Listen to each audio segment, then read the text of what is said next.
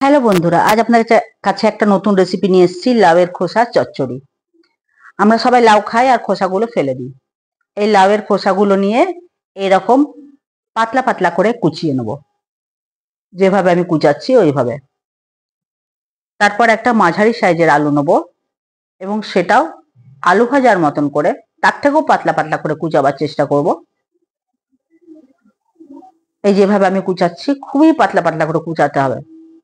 একসাথে তো রান্না হবে তরকারিটা, মোটা হলে লাউ সেদ্ধ হয়ে যাবে, লাউ খোসা সেদ্ধ হয়ে যাবে, আলু হবে না। আর একটা পেঁয়াজ কুচিয়ে নেবো, মাঝারি সাইজের একটা গোটা পেঁয়াজ।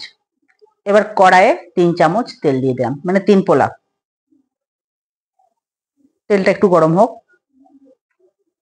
এবার এতে পেঁয়াজটা দিয়ে দেবো এবং লাল করে এটা ভাজবো।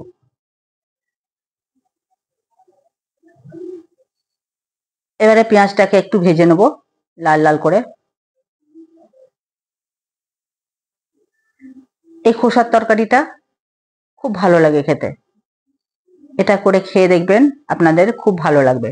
ভাত দিয়েও খেতে পারেন, রুটি দিয়েও খেতে পারেন। পেঁয়াজটা একটু লাল লাল করে ভেজে নেবো। এ ভাজা হয়ে গেছে লাল লাল, একটু সাইডে সরিয়ে দিলাম। এবার মধ্যেখানে একটা ডিম দিয়ে দেবো আর একটু ওতে নুন দিয়ে দেবো।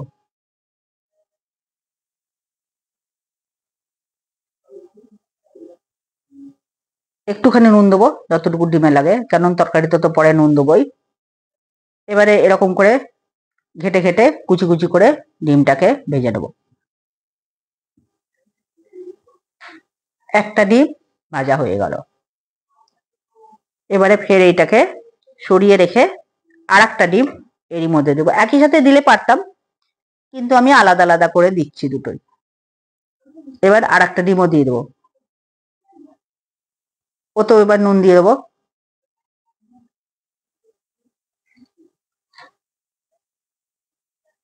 এবার এটাও এরকম করে ঘেটে ঘেটে কুচি কুচি করে ভেজে নেবো।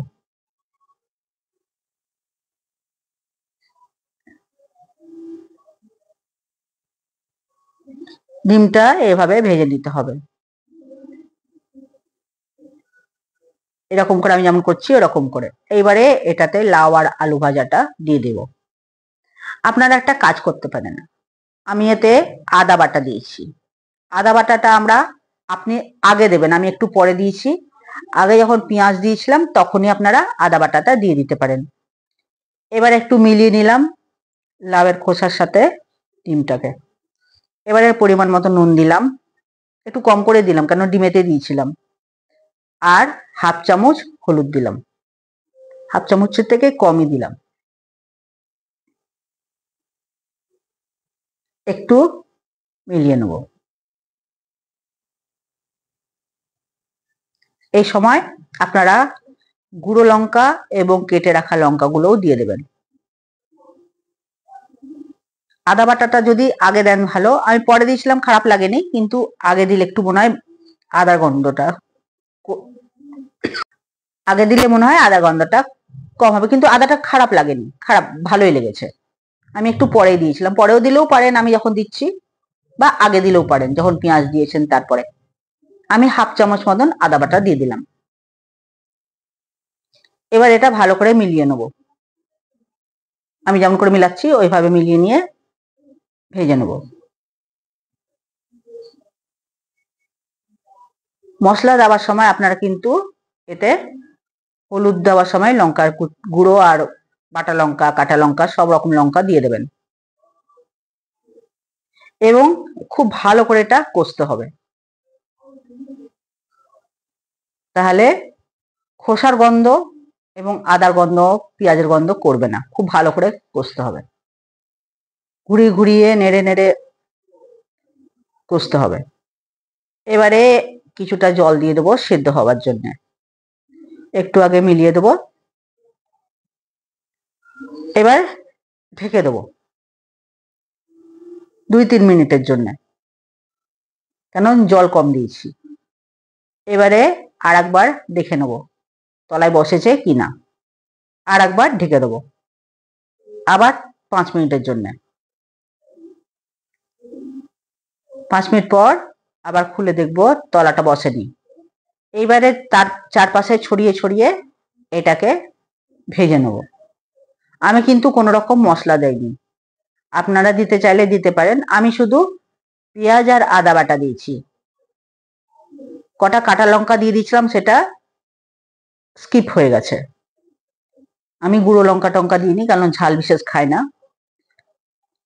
তো এইবারে আপনারা একটু এইরকম করে ছড়িয়ে ছড়িয়ে একটু থেমে থেমে কষবেন, এরকম করে ভাজতে থাকবেন।